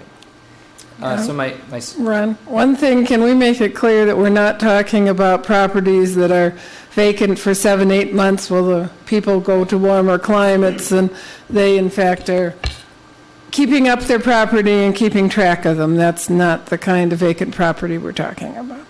back in their houses all No, gone but the code enforcement team deals with all issues related to code enforcement and the quality of housing and property in Eden Prairie, but the foreclosures obviously would not deal with our snowbirds. Yeah. Unless their house is foreclosed. So the second issue just generally has to do with what Mr. Tyler brought up during open forum. Again, just looking at the rulemaking potential capabilities of watershed districts. And I thought, I chatted with Mr. Getchell right before the meeting, and he had chatted with Mr. Rosso and just said that if I raise this, Mr. Rosso's got some thoughts on it. And I think I wanted, maybe, Mr. Rosso, if you already have pre-worked out thoughts, go with it. But I wanted to start maybe with one clarification that you could answer for us. 'Cause I think in talking up here at the council level that all of us agree that watersheds exist for reasons. I think we support that idea. I think we all agree that rules that keep our water clean and really preserve the Eden Prairie that we love are good. And so it really comes down to more of, what kind of rules, who's ultimately responsible, that kind of thing. But so there's in Mr. Tyler's report that came out of the Minnesota, he quoted Minnesota Statute 103D, and it just that one statement. I'd love you to start with that. The rules apply only in the absence of county or municipal ordinances regulating the items set forth in the subdivision. So I just need to hear an answer back that if the watershed rules don't apply, because we have rules, we need to hear that. And if they do, then talk about that, maybe just for a few moments. Madam Mayor, members of the council, the statement was read correctly by Mr. Tyler. I have a copy of it in front of me, and I have highlighted and in italics the same sentence. So it's a very complicated statute. It can't be read and understood by reading one sentence out of context from this chapter and one of the other chapters that governs the watershed district and use of water and regulation. So the short answer is that statement applies to watershed districts outside the metro area, because there's another portion of the statute that specifically applies to watershed districts that are located wholly within the metro area. And it gives those watershed districts, notwithstanding any other statement in the statutes, the power to adopt rules and make regulations, except in, and you've heard me talk about it, and you heard the Watershed District's attorney say he agreed with what I had to say, that the district's rules apply only when, one, the city does not have an approved water plan, or two, the city is presented with a request where there's a request for a variance or a waiver of one of our rules, or three, there's been an agreement that we will enforce their rules. So those are the circumstances under which the Watershed District's rules apply within the city of Eden Prairie, because we're wholly within the Metro District. Now, the analysis does not end there, because one of the factors is whether you have an approved water plan. And currently we have an approved water plan. But as they amend their plan, we are given a statutory period of time, I believe it's 2 years, to bring our plan in conformance with their plan. So their attorney, when he says he agrees with me, what he's saying is, yes, I agree with you, and as soon as, and what he doesn't say is, as soon as you have to bring your plan in compliance with our plan, and if you don't, then we get to enforce our rules. Now that pushes the question of who determines whether our local water plan is in compliance with their plan. And the statute gives the Watershed District the right to make that determination. I had a discussion with Mr. Getchow earlier today about that, and spent some time before that discussion trying to determine what the remedy was when we disagree about whether our plan is in compliance with their plan.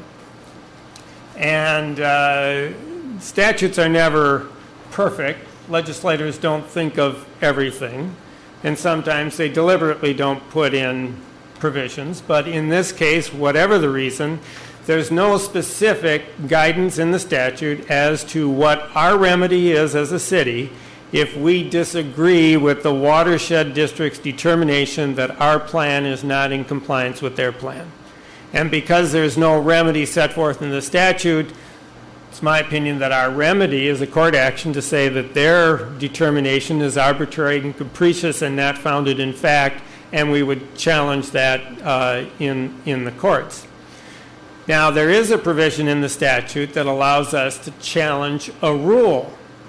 And there's two very specific provisions in the statute that say if a city or an individual want to challenge a rule, that you can do so by a declaratory judgment action. And again, another lawsuit. I hate to be the bearer of lawsuits tonight. Yourself busy tonight. And the second is by filing an appeal to Bowser. So you're given those two avenues within which to make your appeal. So it is my opinion that the statute requires the district to prepare, adopt, amend a watershed management plan, and it's currently amending their plan.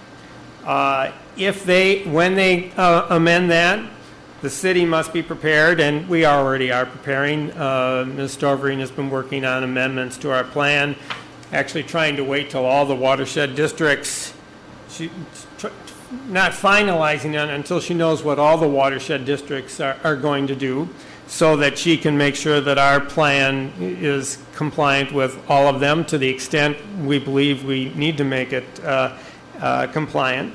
So then we have this opportunity and a statutory mandate to look at our plan and try and make it conforming. There has been a lot of conversation, a lot of writing about the district not having the authority to adopt rules. It's an unelected public body. They're spending our tax dollars because they have the right to levy taxes, and they shouldn't be doing that, and they should be advisory to us, or to you rather, the city, and that's all they should be. And I disagree with those statements. They have the right to adopt rules. They have the right to levy taxes, and they are not advisory to the city council. If every unelected body of government was only advisory and didn't have the authority to adopt rules and make binding regulations, then we'd be, as Americans, subject to perhaps 75% less of the regulations that we're governed by, because many of them are made by all of these types of commissions and boards that are not elected. So once the district adopts their plan, we will work to, we are continuing to work, and we would finalize our plan. The effort that Mr. Ellis and his staff are going through is to try to make sure that the rules that the district adopts are acceptable to the city, and I believe they've made great progress in that area.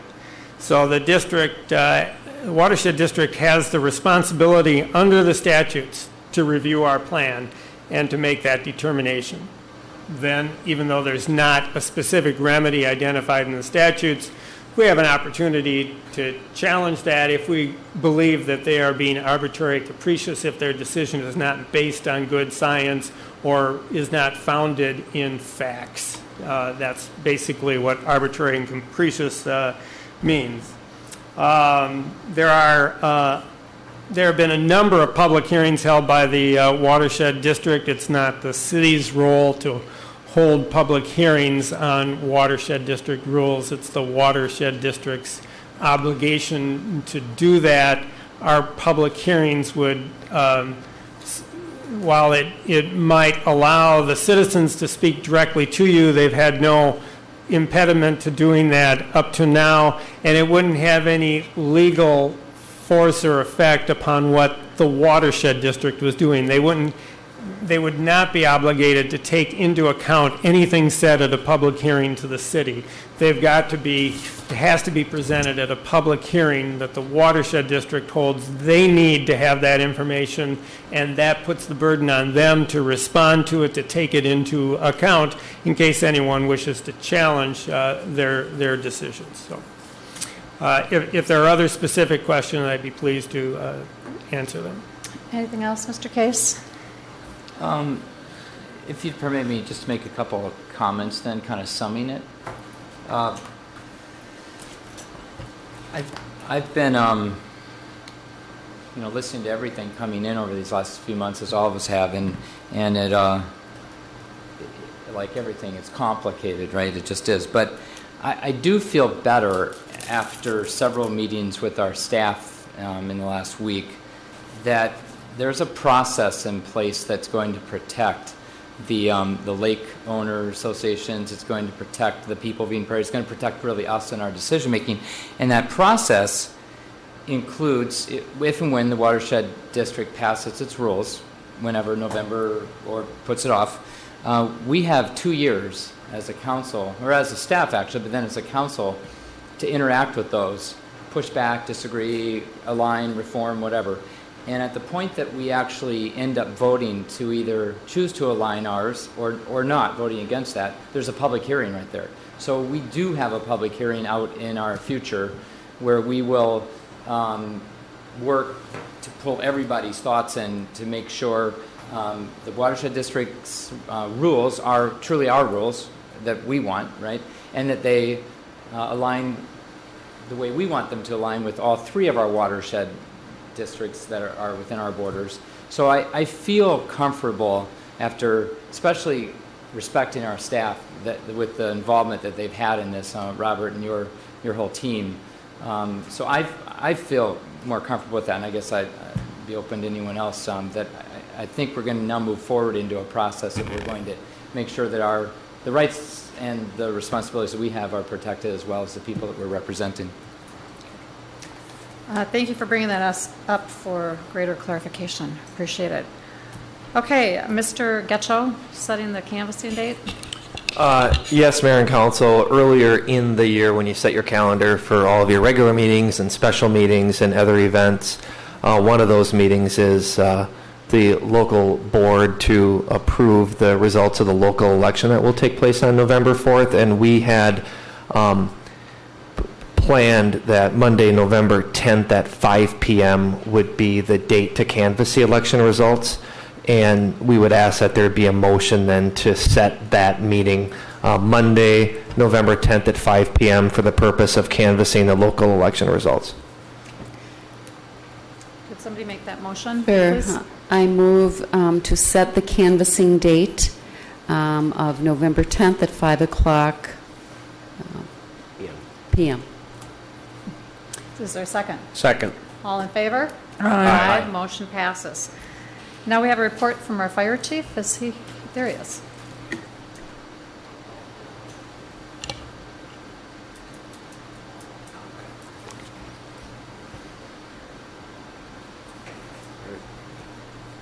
Okay. Well, I'll just wait for this to get on the board, but Mayor and Council, I'd just like to thank you for the time, and I'll try to make it quick. As you know, the Affordable Care Act passed a while back, and there are many, many different things in that voluminous document that relate to our whole healthcare system. And one of the takeaways from it is incentives for hospitals to keep people in their homes, and also penalties that are there in the healthcare system when people get readmitted within 30 days for the same or similar malady. And so given that, there are 5 fire departments that approached Park Nicollet Hospital with an idea about having firefighters make home visits on behalf of the hospital within the first 24 to 72 hours to help keep patients in their homes. And so this is just a really brief little update on this program, which Eden Prairie is involved in along with Minneapolis, Hopkins, St. Louis Park, and Minnetonka.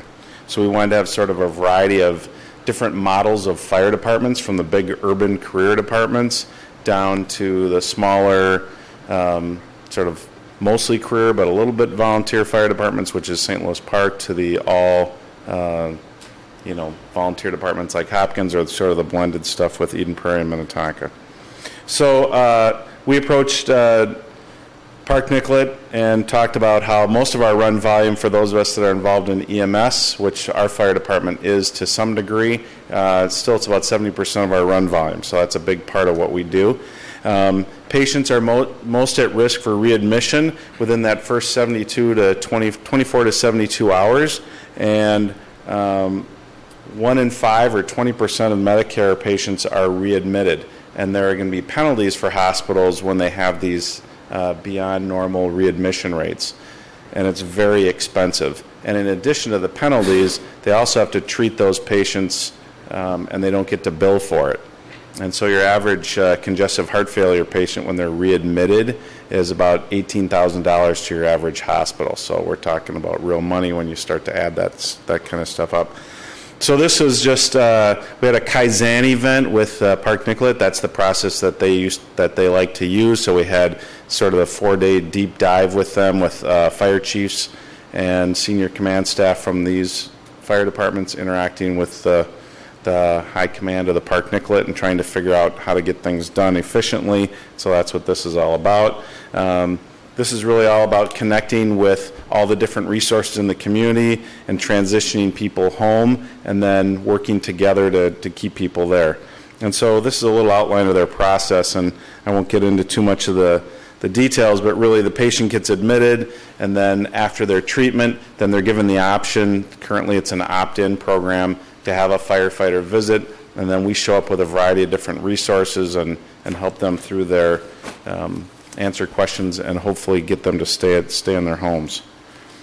So this is kind of what the document looks like that the patient sees, and this is Assistant Chief Roger Coppa there is our poster child. So he's seen all over the hospital now.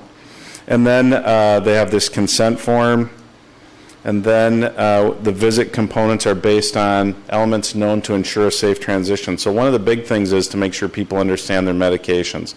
Typically what happens when someone's getting ready to leave the hospital is they have one thing on their mind, and that's getting out of the hospital. And so you have this blizzard of information coming to you and lots of paper and pills and go to the pharmacy and do this. This one's with medics, with your meals, and this one's not, and this one's 3.5 hours after the first one. And then you might have a lot of medications at home already, and are you supposed to keep taking those or not or whatever? So we help them sort through all of that kind of stuff. And help them understand if they understand their medications, make sure that they're in a good spot physically, and then we also do something called a PEAT assessment, which is a physical, environmental, and trip hazard assessment, which is more of a fire kind of thing, and that drives a score to make sure we understand how safe their environment is. So who are the patients so far? The youngest has been 24. Actually, that's down to 11 now because our first visit in Eden Prairie was an 11-year-old. And the oldest is 99, the average is 68. More females than males, and the high-risk patients were 18, and we did, this was a while ago, about 122 visits system-wide, so that's not just Eden Prairie. Usually it takes 1 or 2 calls to schedule a visit. The time that we're there on scene is about 24 minutes, so they're pretty quick. And the typical time is from 9:30 to 2, but the most frequent is between 11 and 1. And that's just, let people get up, get cleaned up, whatever, and not interfere with their day so much. And then this PEAT score, the top score is 36, and our average system-wide is 33. In Eden Prairie, it's been 35. So, outcomes of the visits, not home has been 5. Contacted the Park Nicollet care team, which means there's something sort of amiss. There's been a few of those. There's been one 911 call where I think this was in Minneapolis. They showed up and the person was having a serious medical condition, just couldn't get to the phone, so they initiated 911, brought the paramedics, etc. Referred to social and community resources. A lot of these are food emergencies. So we've actually partnered with PROP. They know we're out doing this, and so we're in communication with them in case we run across this situation in our own community. High-risk follow-up, that just means that we recommend a home health nurse stop by there and be adjunct to the stuff that we're doing already. What patients are saying they really like it is really the takeaway here. They like it that somebody's coming in there and in their own home environment explaining and reviewing their medications with them and just reassuring them that we're there for them and that we can help them out, and then making sure all their smoke alarms work and that the house is in a safe condition, and also that there's somebody else that's looking out after them, because those are sort of the key metrics to a successful return to home and not being readmitted. So Park Nicollet has something called the Triple AIM, which is a quality benchmark that they have, and so how we're helping them do it is patients have what they need to care for themselves, safe and successful transition to home, and then decrease readmissions, right? And again, our strategy here is to help Park Nicollet with this, and after the pilot is done, that we'll be evaluating this and looking at some sort of cooperative gain sharing with this whole thing. So that's really the brief overview. And one of the things that's going on is that in order to help with reimbursement from Medicaid and Medicare, there needs to be a state statute that addresses the standard called community EMT, because currently that's not codified in state statute. And we introduced a bill last year, the Fire Chiefs Association, along with the Minnesota Professional Firefighters, the MPFF. It got introduced after the hearing deadline, so we weren't able to get a hearing and get traction, but it did have the maximum number of authors and co-authors. That bill is now, that strategy is now being considered by the League of Minnesota Cities as one of their top service improvement pieces of legislation to support, and we are going to be, hopefully, with your approval, sending a letter to the League encouraging them by their early November meeting to add this to the final legislative support so that we get as many people on our team as possible. Thank you. Interesting program. Councilmember Wickstrom. Yes, actually, Councilmember Aho and I heard about this when we were at a prop meeting, and we were so excited about it. So getting this presentation and having some actual data is really interesting. I really love it. It's like a holistic approach that's preventative and can help keep folks out of situations where they have to go back to the hospital. So it makes a lot of sense to me. And the average call is 24 minutes, you said? Yeah, it's about 22, yes. 22 minutes. So, for a small amount of time, ostensibly for a small amount of time, it can really have a very positive impact on the quality of a person's life after they come out of a difficult health situation. One question I do have for you, George, is the 22 minutes or 23 minutes is a small amount of time. Do you have the capacity in the fire department? I would imagine that you do. In terms of the number, was it kind of a small number? But as the word gets out about this, and as we age, I would imagine that our population will get older and older in Eden Prairie. Do you think we'll have the capacity to continue to do this? Well, that's the $10,000 question, right? So the short answer is yes, depending on what gain sharing looks like. So right now we're doing a pilot program, and the people that are trained to do this are myself, my 4 commanders, assistant chiefs, and then 7 firefighters who have stepped up to take the training and will go out on these visits. Eden Prairie hasn't had a lot of these visits yet, but if this thing were to take off and be kind of a metro-wide thing, obviously our daily workload would go up, but if we're receiving funding from the hospitals to do this, then that's just a math equation. So far, as you saw, the return to the hospital is about 1 in 5. It's actually 22% is their sort of normal experience on readmittance.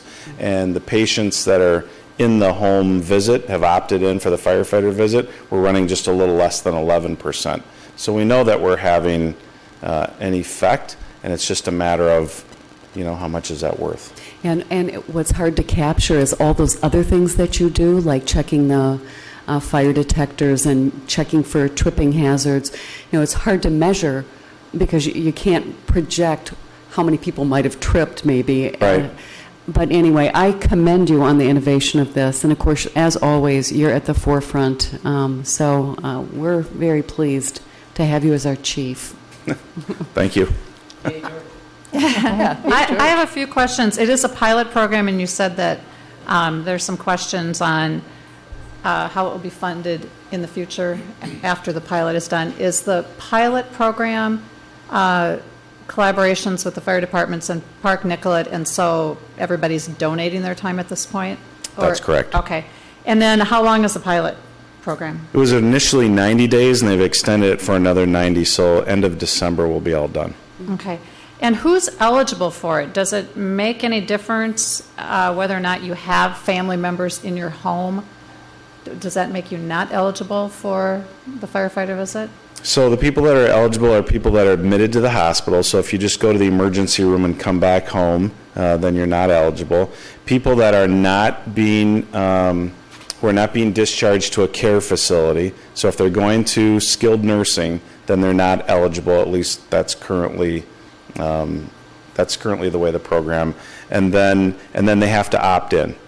And we have a very friendly and very excited nurse, Nikki, who's at Park Nicollet, who goes and sees every single person that's scheduled for discharge. So today they sort of know who's scheduled for discharge tomorrow, and Nikki goes and visits with them and explains the program and tries to get them to opt in.